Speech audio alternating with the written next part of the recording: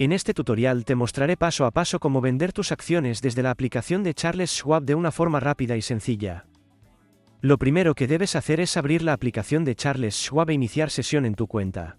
Una vez dentro, en la pantalla principal, haz clic en Accounts para acceder a tus inversiones. Ahora verás el listado de todas las acciones que tienes en cartera.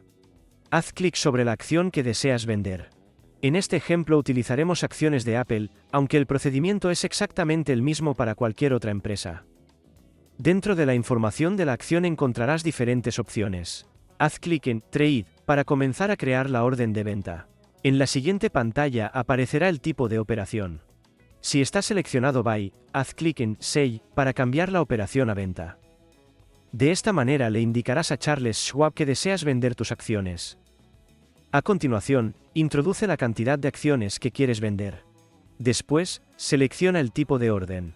Si eliges Market, la venta se realizará al mejor precio disponible en ese momento.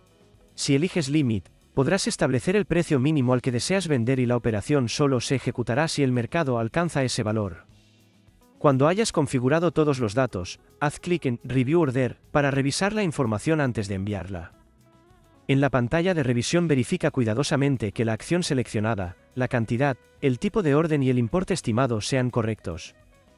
Si todo está bien, haz clic en Place Order para enviar la orden al mercado. Finalmente, aparecerá un mensaje indicando que tu orden fue recibida correctamente. Dependiendo del tipo de orden y de las condiciones del mercado, la venta puede ejecutarse de inmediato o permanecer pendiente hasta que se cumplan los criterios establecidos. También podrás consultar el estado de la operación desde la sección correspondiente de la aplicación.